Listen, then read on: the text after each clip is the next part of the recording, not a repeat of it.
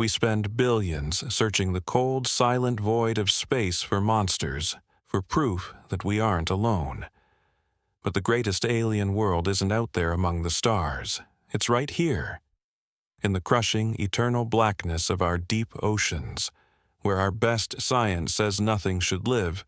Our own hydrophones have recorded sounds that defy all explanation. These are not myths or legends. They are real signals from the abyss, the mournful wail of something in agony, the grinding of what sounds like impossible machinery, and the biological roar of a creature far larger than anything our world is supposed to support.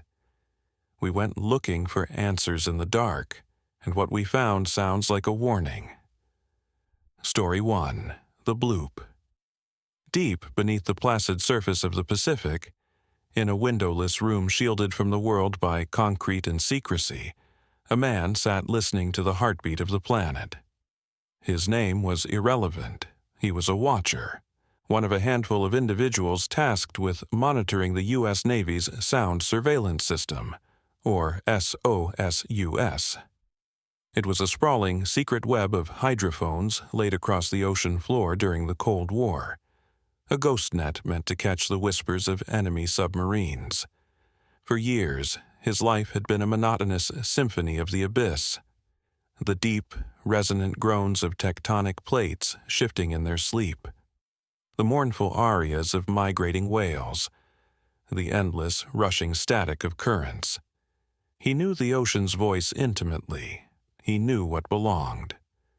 That's why the summer of 1997 began with a tremor not in the earth, but in his very bones. It started as a phantom on his screen, a low-frequency anomaly that bloomed out of the background noise like a drop of ink in water. It was too clean, too structured to be geological. Dismissing it as a system glitch, he put on his high-fidelity headphones and isolated the channel, tracing the signal back to its origin in the desolate, unmapped abyss west of South America. Then he pressed play. The sound that filled his ears was not a sound at all. It was a presence, a deep, gut-wrenching vibration that seemed to bypass his eardrums and resonate directly in his skull. It was a roar, but that word is too small, too mundane. It was a bellow that felt organic, ancient, and impossibly vast, rising in pitch over a full minute before slowly, deliberately, fading back into silence. It was the sound of a cathedral door the size of a mountain grinding open. His blood ran cold. He ripped the headphones off, his heart hammering against his ribs. The sterile hum of the server room felt like a violation of the profound, terrifying silence the roar had left behind. Within minutes, the station was on a quiet, high-level alert. Frantic, encrypted messages crisscrossed the network. Every listening post in a 5,000-kilometer radius had heard it. From the Aleutian Islands to the coast of Peru, the same structured, biological voice had echoed through the deep. As analysts ran the numbers, the initial shock curdled into pure, existential dread. To be heard so clearly across a quarter of the Pacific, the source had to have produced a level of acoustic energy that dwarfed any known phenomenon, man-made or natural. It was hundreds of times more powerful than the call of a blue whale, an animal the size of a passenger jet. But the true horror came from the spectral analysis. They compared its waveform to every sound they had ever recorded: submarine engines, volcanic eruptions, collapsing sea shelves, whale songs. Nothing matched. Then, on a desperate hunch, an analyst ran the profile through a bioacoustic modeling program, removing all size limitations. The computer churned and produced a match. The waveform was undeniably biological. But for a living organism to create it, its vocal structures would have to be gargantuan, its body of a scale that belonged not to biology, but to mythology. The official explanation, sanitized and released to the public years later, was a simple, comforting lie. an ice quake. A massive iceberg cracking and calving off the coast of Antarctica. It was a neat, tidy answer that tucked the nightmare away. But the watchers who were on duty that day know what they heard. They know that ice does not roar with the cadence of a lung-filled throat. They know that geology does not speak. They heard a voice, and then it fell silent. The bloop was never heard again, leaving behind a silence more terrifying than the sound itself. It wasn't just a random event. It felt like an announcement, a declaration of presence from a king asleep in the crushing dark, who, for one terrifying minute, opened its eyes and spoke its name to the world above, and then closed them again, waiting. Story 2. The Mariana Trench Metallic Sound. Imagine a place so far removed from our world that its very existence feels like a scar on the face of the planet. Challenger Deep, the deepest point of the Mariana Trench, is not just an abyss. It is a realm of punishing gravity, where the weight of 7 miles of ocean exerts a pressure so absolute it can crush a human being into a shapeless pulp before they can even draw a breath. It is a world of eternal, freezing blackness, a void so complete it was assumed to be silent, holding only the primordial hum of the planet's core. In 2015, driven by the desire to hear that silence, a team of oceanographers sent an offering into this hostile kingdom. A titanium-encased hydrophone, built to withstand the impossible, its sole purpose to listen to nothing. For weeks, the machine sent back only the faint, expected static of the deep. It was the sound of a dead world. But then, one day, the silence was violated. What came through the speakers was a sound so bizarre, so alien, it felt like a glitch in reality itself. It began as a deep, guttural moan, a vibration that felt ancient and biological, like the cry of some colossal, suffering beast. But halfway through its 3.5-second duration, the sound twisted, contorting into a high-frequency, metallic shriek that tore through the audio feed. It was the sound of rusted gears grinding, of shearing metal, of a machine screaming. Then silence again before the unholy chorus began once more. On the research vessel above, the scientists were stunned into a cold, primal fear. They replayed the recording endlessly, their faces pale in the glow of the monitors. They ran it through every database they had. It wasn't a whale. No known creature possessed a voice box of grinding steel. It wasn't geological. No rock formation moaned with such biological despair. The sound was a fusion of the living and the manufactured, a grotesque chimera of flesh and machine. It was a sound that had no right to exist. The official theories are safe and sterile, an unknown whale call, a novel geological event. But those who heard it echoing from the deepest part of our world are haunted by a far more terrifying possibility. They wonder if they heard the functioning of something not born, but built, a piece of technology sleeping in the abyss, its purpose unknown. Or worse, did they record the tormented cry of a living leviathan fused with some ancient, decaying machine, trapped in the dark and screaming for an eternity? We sent a microphone to the one place we thought was empty, and in return, the abyss screamed back in a voice of metal and pain, a warning that the bottom of the world is not a grave. It's a factory. Story 3. The Julia Sound. In the perpetual twilight of the Antarctic, where the horizon bleeds into an endless expanse of gray water and floating ice, there exists a silence so complete it can drive a person mad. It is a place where the only sounds are the distant crack of shifting glaciers and the mournful whisper of wind across frozen wasteland. It was into this desolate realm that the Pacific Marine Environmental Laboratory had placed their most sensitive listening equipment, hydrophones designed to monitor the secret conversations of the deep ocean. For years, they recorded only the expected symphony of the polar sea, the groan of ice under pressure, the distant songs of migrating whales, the rush of currents beneath the frozen surface. But on March 1st, 1999, at exactly 3:20 in the morning, something else spoke. Dr. Sarah Chen was the first to hear it. She had been working the night shift at the monitoring station, her headphones clamped over her ears as she sorted through hours of routine recordings. The sound hit her like a physical blow. It began as a low, resonant moan that seemed to rise from the very depths of the earth. But as it continued, it transformed into something that made her hands shake and her breath catch in her throat. It was a voice. Not the alien whistle of a whale or the mechanical drone of a submarine, but something that sounded heartbreakingly, terrifyingly human. It was the sound of something crying out in the dark, a 15-second lament that rose and fell with the cadence of conscious suffering. She played it again, and again, her face growing paler with each repetition. The waveform on her screen showed a pattern that was neither random nor mechanical. It had structure, intention, as if something was deliberately modulating its voice to convey meaning. She called her supervisor, her voice barely a whisper, and together they listened to what would later be cataloged simply as Julia. But Julia was not simple.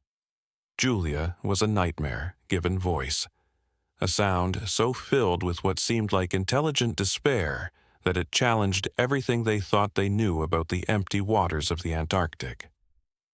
The sound had been captured by hydrophones positioned near the Ross Sea, in waters so remote and hostile that few living things could survive there. Yet something had. Something had called out from beneath miles of ice and crushing water, its voice carrying across the desolate seafloor with a clarity that suggested enormous size and power. When they triangulated the source, it led to a coordinate in the middle of nowhere, a point on the map where no known geological activity should create such a sound. As word spread through the scientific community, theories began to emerge, each more unsettling than the last. The official explanation, delivered with the cold professionalism that scientists use to ward off nightmares, was that Julia was the sound of a massive iceberg running aground. But that sanitized conclusion couldn't explain the sound's haunting, almost musical quality. Ice doesn't weep. Rock doesn't call out with the rhythm of a beating heart. Those who have studied the recording in the quiet hours of the night, when the rational mind gives way to primal fear, know they are hearing something far more terrible. They are hearing consciousness. They are hearing the voice of something vast and ancient that has been trapped beneath the ice for longer than human memory, something that understands its imprisonment and cries out not in rage, but in the deepest, most profound loneliness imaginable. Julia was never heard again. The Antarctic returned to its tomb-like silence, leaving only that single 15-second recording as proof that something had spoken from the frozen abyss. But in the darkest corners of the scientific community, there are those who believe Julia wasn't a random event. It was a message, a plea from something that knows it will never be found, never be rescued, never be free. Something that has been waiting in the crushing dark beneath the ice, counting the centuries and heartbeats, hoping that one day someone would finally hear its cry and understand that in the most remote, lifeless place on Earth, something is very much alive and very much afraid. Story 4. Unidentified Submerged Objects. Commander David Fravor thought he had seen everything the ocean could throw at a fighter pilot.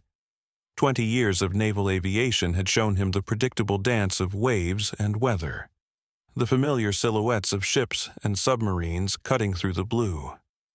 But on November 14, 2004, 40 miles off the coast of San Diego, the ocean revealed a secret that would haunt him for the rest of his life. His radar operator's voice crackled through the comm, reporting multiple unidentified contacts moving in impossible patterns beneath the surface.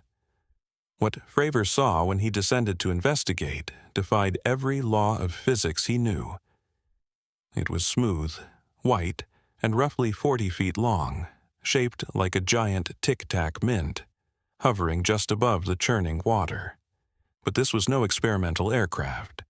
As Fravor watched in stunned disbelief, the object began to move in ways that should have torn it apart.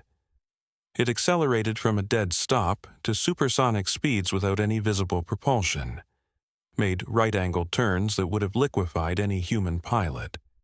And then, in a move that sent ice through Fravor's veins, it dropped from 80,000 feet to sea level in less than a second. The object didn't crash into the water. It entered it seamlessly, continuing to move underwater at the same impossible speed, as if the crushing pressure and resistance of the ocean meant nothing to it. This was not an isolated incident.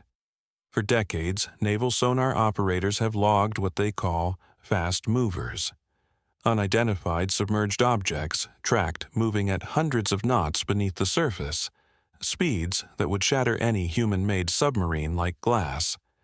These objects appear on sonar screens around the world, defying our understanding of underwater physics, moving through the water as if it were air. They don't follow shipping lanes or known military routes. They appear in the deepest, most remote parts of the ocean, far from any human presence, suggesting an origin that is not terrestrial.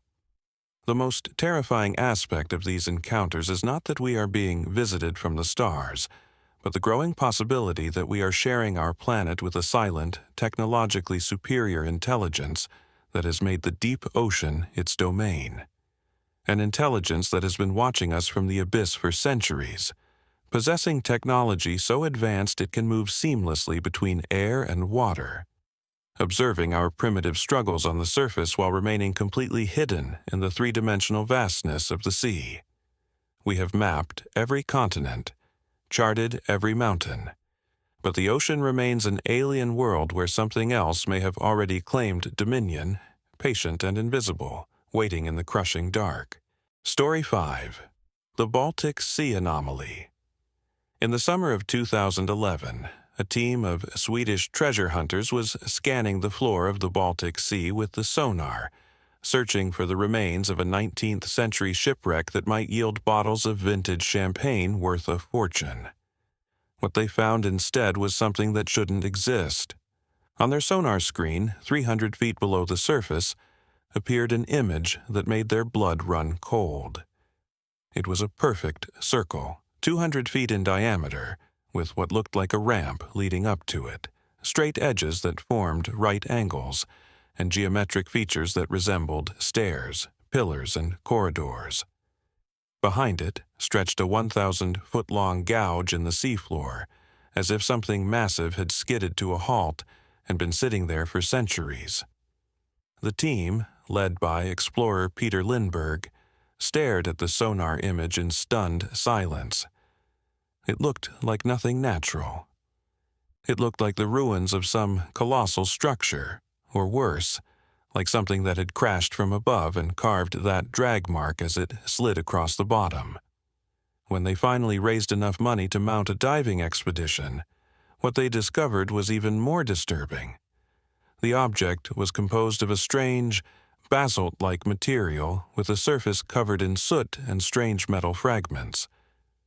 But the most unnerving discovery came when they tried to use their equipment near it. Every piece of electronic gear they brought, satellite phones, cameras, diving computers, failed when they came within 200 meters of the object.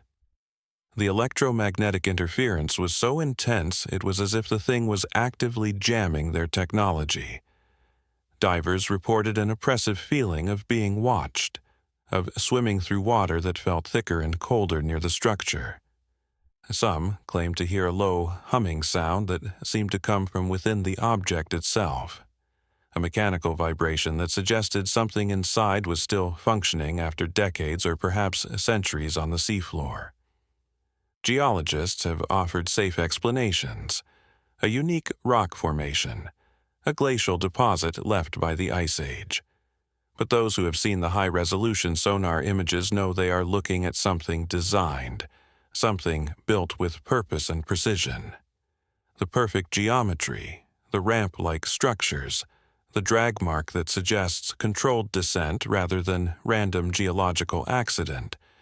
It all points to an origin that doesn't belong in our understanding of history. The Baltic Sea Anomaly sits in one of the most heavily traveled and militarily monitored bodies of water in the world. Yet it remained hidden until 2011. The question that haunts those who discovered it is not what it is, but how long it has been waiting there, silent and patient, in the cold northern waters, and whether its electromagnetic silence is finally ending. Story 6. The Yonaguni Monument. Dr. Masaki Kimura had devoted his life to reading the ancient language of stone and water, understanding how the ocean sculpts the seafloor into predictable patterns over millions of years. As a marine geologist, he knew the chaotic signatures of natural erosion, the random curves and weathered surfaces that time and current carve into underwater rock formations.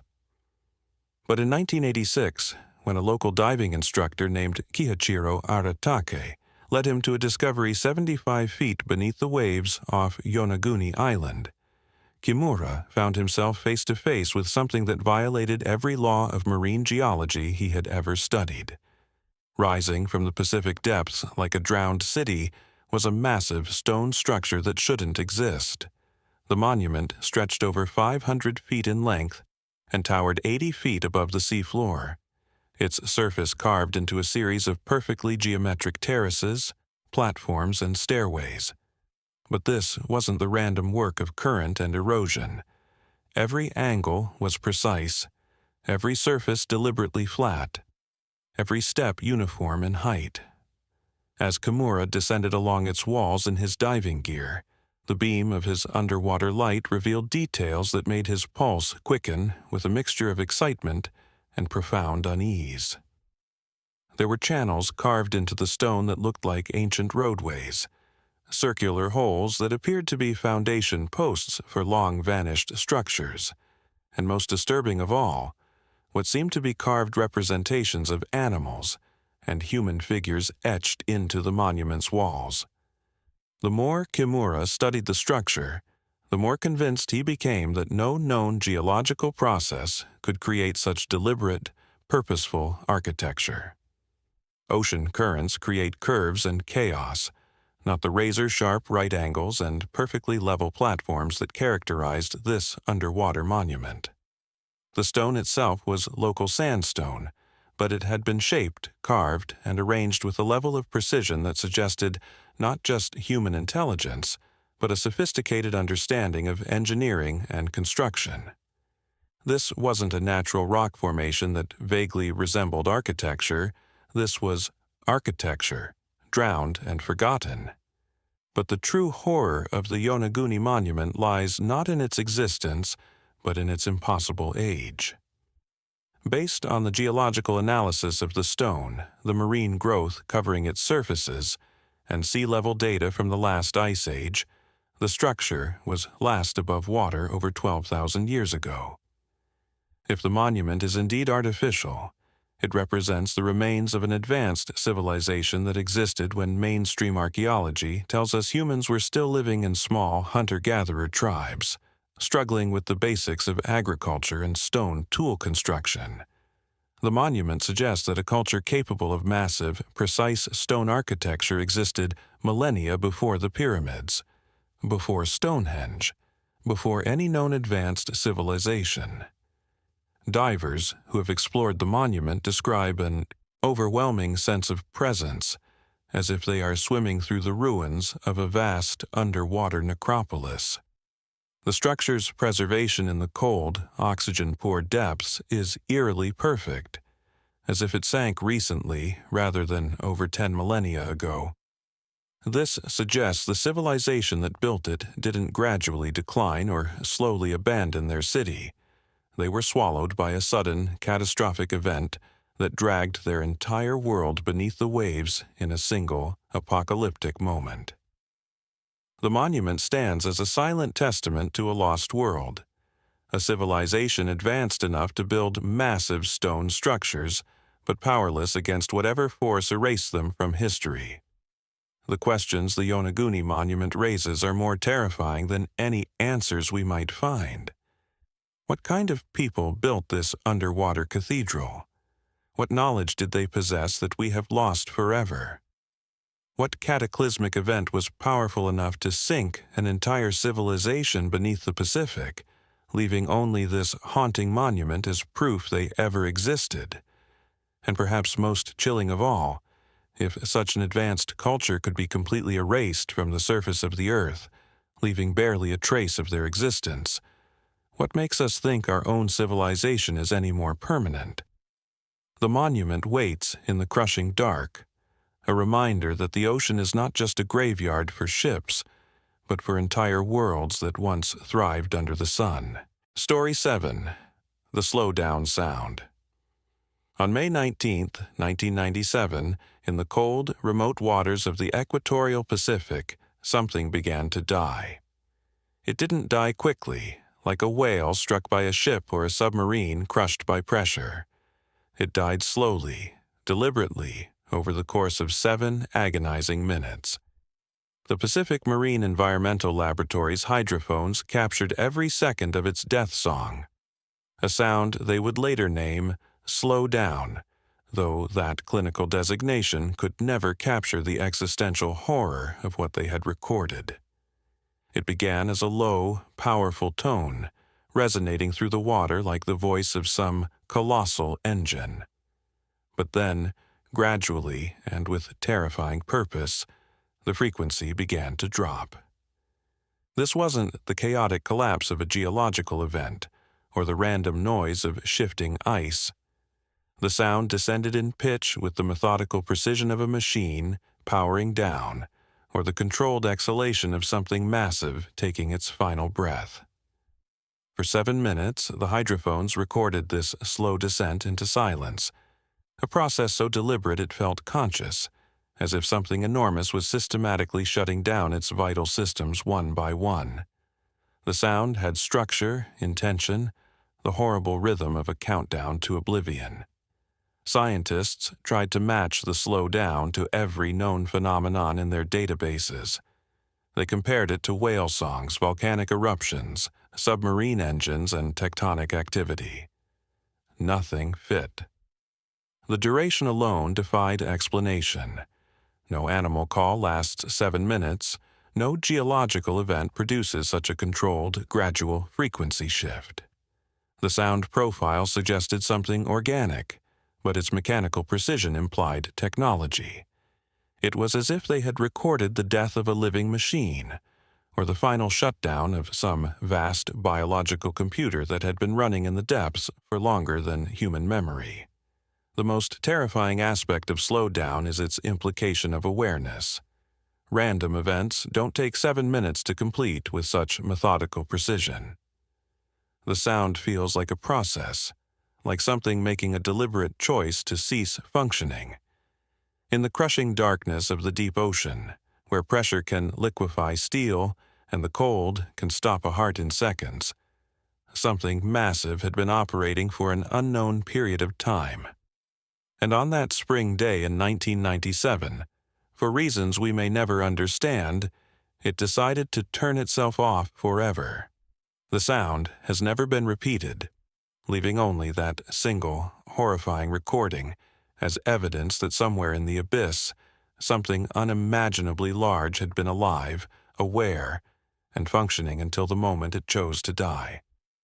The silence that followed is more terrifying than the sound itself, because it suggests that whatever created slow down is now gone, leaving us alone with the knowledge that we shared our planet with something we never knew existed, and now never will. Story 8.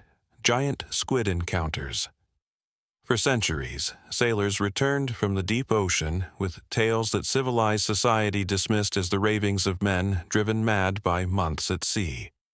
They spoke of tentacled leviathans the size of ships, creatures with eyes like dinner plates and arms that could crush a whaleboat to splinters. The educated world laughed at these stories, filing them away with mermaids and sea serpents as the fantasies of superstitious seamen. But the sailors knew what they had seen in the crushing darkness of the abyss, and they were telling the truth. The Kraken was real. Dr. Tsunami Kubodera had spent his career chasing ghosts. As a marine biologist specializing in deep-sea cephalopods, he knew that giant squid existed. Dead specimens had been washing ashore for over a century, their massive bodies testament to the monsters lurking in the deep. But no human had ever seen one alive in its natural habitat. They were phantoms of the abyss, intelligent predators that ruled a realm of perpetual night, hunting in waters so deep and hostile that human technology could barely penetrate their domain. Then, in 2012, after years of patient waiting in the crushing depths, Kubodera's camera finally captured what no human eyes had ever witnessed: a living giant squid in its underwater kingdom. The footage was haunting beyond anything the scientific community had prepared for. The creature materialized out of the blackness like a nightmare-given form, its massive body undulating with an alien grace. It was over 40 feet long, its tentacles moving with the deliberate intelligence of something that understood it was the apex predator in its world. But it was the squid's eye that truly terrified those who watched the recording. A dark, unblinking orb the size of a human head, filled with an intelligence that seemed to recognize the camera, to understand it was being watched by something from the surface world above. The most chilling aspect of giant squid encounters is not their size, but their intelligence. These are not mindless sea monsters thrashing blindly in the deep. They possess sophisticated nervous systems, complex behaviors, and problem-solving abilities that rival those of vertebrates. They are strategic hunters, capable of coordinated attacks on prey as large as sperm whales. The massive circular scars found on the bodies of adult sperm whales tell the story of epic battles fought in the crushing darkness. Tentacled giants grappling with the ocean's most powerful predators in a struggle for dominance that humans can barely imagine. What haunts marine biologists is the realization that giant squid are not rare monsters lurking in a few remote corners of the ocean. They are a successful, widespread species that has mastered the art of invisibility in the largest habitat on Earth. For every one we've been fortunate enough to glimpse, there could be millions more hunting in the three-dimensional vastness of the deep ocean, intelligent. Predators the size of school buses, moving through the darkness with tentacles that can taste, touch, and kill with equal precision. They have been down there all along, watching our ships pass overhead like shadows against the distant light. Masters of an alien empire that covers 95% of our planet's habitable space. We have only just discovered them, but they have always known about us. Story 9. The Whistle Sound. In the vast expanse of the Pacific Ocean, where the nearest land is thousands of miles away, and the water beneath stretches down into crushing blackness, something was whistling in the dark. On July 7, 1997, a single autonomous hydrophone floating alone in this remote wilderness detected a sound that would haunt the scientists who heard it for years to come. It wasn't the familiar song of a whale or the mechanical drone of a distant ship. It was a clear, melodic whistle that pulsed through the water with a rhythm that felt disturbingly deliberate, almost musical in its precision. Dr. Christopher Fox was working the late shift at the Pacific Marine Environmental Laboratory when the signal first appeared on his monitoring equipment. The sound lasted only a few minutes, but its clarity and structure were unlike anything in their extensive database of ocean sounds. It was a series of short, sharp whistles, each one perfectly pitched and timed, rising and falling in a pattern that suggested intention rather than random noise. When Fox played the recording for his colleagues, the room fell into an uncomfortable silence. It didn't sound like any known marine animal. It sounded like a signal, like someone or something was trying to communicate. What made the whistle even more disturbing was its apparent mobility. The hydrophone's triangulation data suggested the source was moving through the water, not stationary like a geological feature or a piece of equipment. But it moved too slowly to be a submarine, and followed no shipping route or migration pattern known to science. It seemed to be wandering through the deep ocean with no apparent destination, whistling its strange song into the void as if calling to something in the darkness. The most terrifying aspect of the whistle is its complete uniqueness.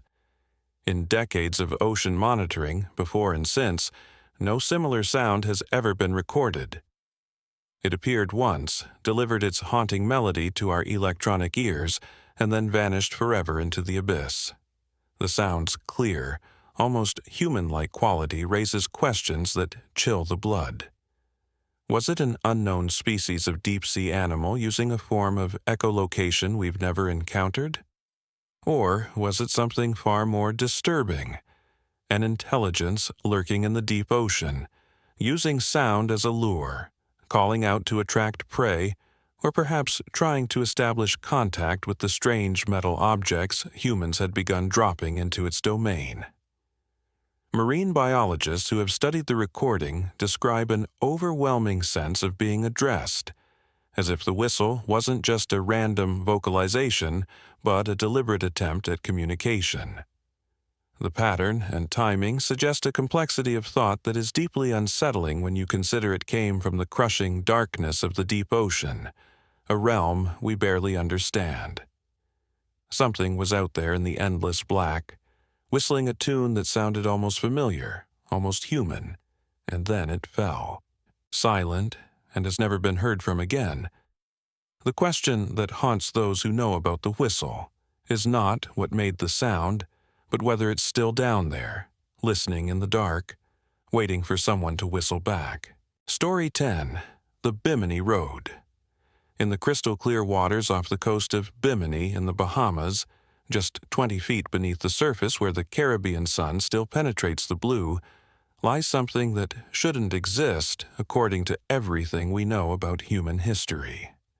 It stretches for half a mile across the sandy bottom, a perfectly straight line of massive limestone blocks, each one weighing several tons, arranged with geometric precision that defies natural explanation. Local fishermen had known about the strange stone formation for generations, but it wasn't until 1968 that archaeologist Dr. Manson Valentine brought it to the attention of the scientific world.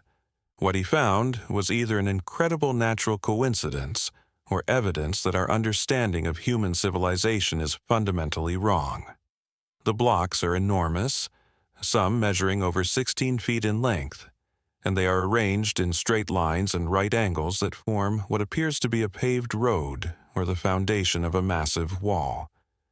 The precision is unsettling. Each stone fits perfectly with its neighbors, creating joints so tight that a knife blade can barely slip between them. This isn't the random scatter of rocks broken off from a reef or the chaotic arrangement of stones moved by hurricanes. The Bimini Road shows clear evidence of planning, construction, and purpose. It looks exactly like what ancient civilizations built when they wanted their structures to last forever. But the most chilling aspect of the Bimini Road isn't its existence. It's the prophecy that predicted its discovery. In the 1930s, the psychic Edgar Cayce made a series of predictions about the lost continent of Atlantis. He claimed that evidence of this sunken civilization would be found near Bimini between 1968 and 1969, and that its discovery would herald a time of great upheaval and transformation for humanity. The Bimini Road was discovered in 1968, exactly as Cayce had foretold, by researchers who had no knowledge of his predictions. The geological evidence is equally disturbing. The limestone blocks show signs of being quarried and shaped by tools, with uniform thickness and deliberate beveling that would require sophisticated construction techniques. Carbon dating and marine growth analysis suggest the structure has been underwater for thousands of years, long before any known Caribbean civilization possessed the technology to undertake such massive construction projects. If the Bimini Road is indeed artificial, it represents evidence of an advanced culture that existed in the Americas millennia before the arrival of Europeans, a civilization sophisticated enough to move multi-ton blocks of stone and arrange them with mathematical precision. Those who have dove the Bimini Road describe an overwhelming sense of standing in the ruins of something vast and important, a feeling that they are walking through the remains of a lost world. The structure extends beyond what has been excavated, disappearing under coral growth and sand that may hide much larger architectural complexes. Some researchers believe the visible road is merely the tip of an enormous underwater city, a drowned metropolis that once housed an unknown civilization. The most terrifying possibility raised by the Bimini Road is not that it's evidence of Atlantis, but that it's evidence of a cyclical apocalypse, that advanced civilizations have risen and fallen on Earth before, leaving only these massive stone monuments as warnings to future societies. The road may not be pointing toward a lost past, but toward an inevitable future where our own cities join the ruins beneath the waves. Story 11. Vampire Squid and the Horrors of Bioluminescence. In the crushing darkness of the ocean's midnight zone, where the sun's light has never penetrated and the pressure would instantly kill any surface dweller, evolution has created nightmares that surpass the imagination of any horror writer. Here, in this alien realm of perpetual night, lives a creature whose very name speaks to the terror it inspires. Vampiroteuthis infernalis, literally the vampire squid from hell. But this ancient horror doesn't drain blood like its mythical namesake. Instead, it performs a defense mechanism so disturbing, so grotesquely alien, that marine biologists who first witnessed it questioned their own sanity. Dr. Henk Jan Hoving had studied deep-sea creatures for decades, but nothing prepared him for his first encounter with a vampire squid in distress. When threatened, this 8-armed nightmare doesn't flee or hide. Instead, it performs what can only be described as biological body horror. It turns itself completely inside out. The squid flips its webbed arms over its entire body, creating a living cloak of black, spiny flesh studded with sharp, tooth-like projections called cirri. What was once recognizable as an animal becomes something that looks like it crawled out of a fever dream, a pulsing mass of dark tissue and spines that seems to breathe with malevolent intelligence. But the vampire squid is just one performer in the Midnight Zone's theater of horrors. Down here, light isn't warmth or comfort. It's a weapon of war. Every twinkle, every spark, every gentle glow is either a trap, a threat, or a scream of terror. The anglerfish dangles its bioluminescent lure like a fishing line, the perfect mimic of harmless prey, drawing curious victims into a mouth lined with needle-sharp teeth that angle backward, ensuring that nothing that enters ever escapes. The deep-sea dragonfish illuminates its prey with a red spotlight that most deep-sea creatures can't see, like a sniper using infrared vision to hunt in absolute darkness. The most disturbing aspect of bioluminescence in the deep ocean is its deceptive beauty. To human eyes, the twinkling lights scattered through the darkness look magical, peaceful, like underwater stars. But each spark represents a moment of violence or deception. The crystal jellyfish pulses with ethereal light as it stuns its prey with venomous tentacles. The stoplight loosejaw flashes patterns of light to confuse predators while its own massive, unhinged jaw prepares to engulf anything smaller than itself. Even the graceful siphonophores, those string-of-pearls creatures that look like living Christmas lights, are actually colonial hunters whose luminous beauty conceals stinging cells that can paralyze and kill. What haunts marine biologists who study bioluminescence is the realization that this alien light show represents millions of years of evolutionary warfare. Every beautiful pattern, every mesmerizing glow has been refined by eons of predation and survival into the perfect tool for killing or avoiding death. The deep ocean's lights aren't beacons of hope or wonder. They're the accumulated arsenal of a world built on deception, where nothing is what it appears to be, and beauty itself has become a weapon. In this realm of eternal night, the only creatures that have survived are those that learned to lie with light, and the most successful predators are the ones whose beauty masks the most efficient killing mechanisms. The twinkling lights that dance through the abyss aren't stars guiding sailors home.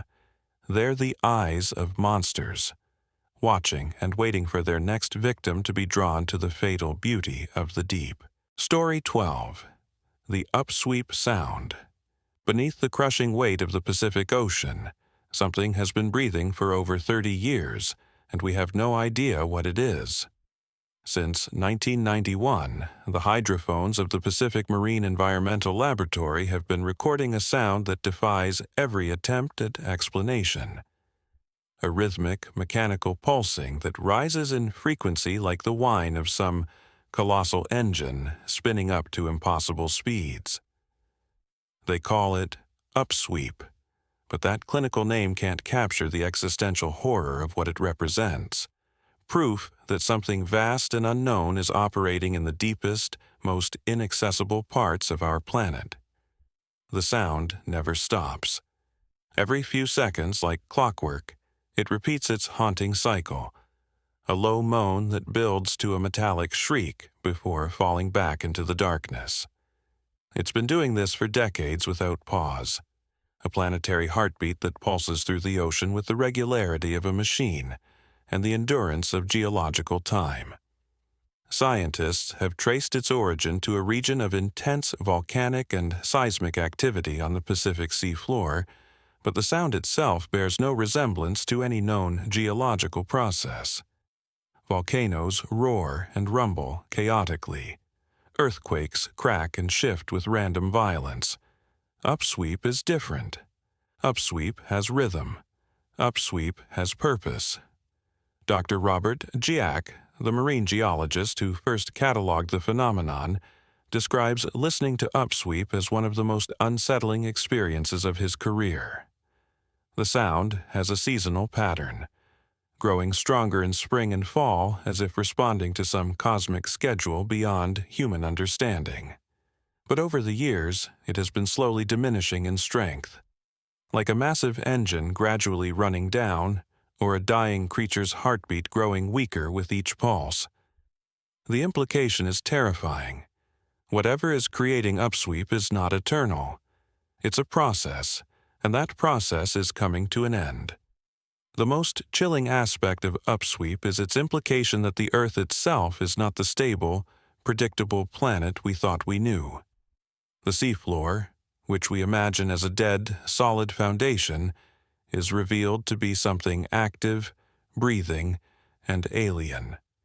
The sound suggests that beneath the ocean lies a system of incomprehensible complexity and power, something that operates on timescales measured in decades rather than seconds, something that follows rules we don't understand and serves purposes we can't imagine. It's as if we discovered that the ground beneath our feet is not ground at all, but the skin of some sleeping leviathan whose heartbeat we've been hearing for 30 years. The horror of Upsweep lies not just in its mystery, but in its inevitability. This isn't a ghost that might disappear, or a legend that might be disproven. It's a constant, measurable phenomenon that continues whether we understand it or not, whether we listen or not, whether we care or not. Somewhere in the crushing darkness of the deep Pacific, something the size of a mountain range is pulsing with mechanical precision, cycling through its alien rhythm with the patience of geological time. It has been doing this since before most of us were born, and it will continue long after we're gone. A reminder that our planet harbors mysteries so vast and alien that they operate beyond the scale of human comprehension. Upsweep is the sound of something we were never meant to discover, the heartbeat of a world within our world, and every pulse reminds us that we are not alone on this planet. We are merely passengers on something much larger, much older, and much more mysterious than we ever dared to imagine.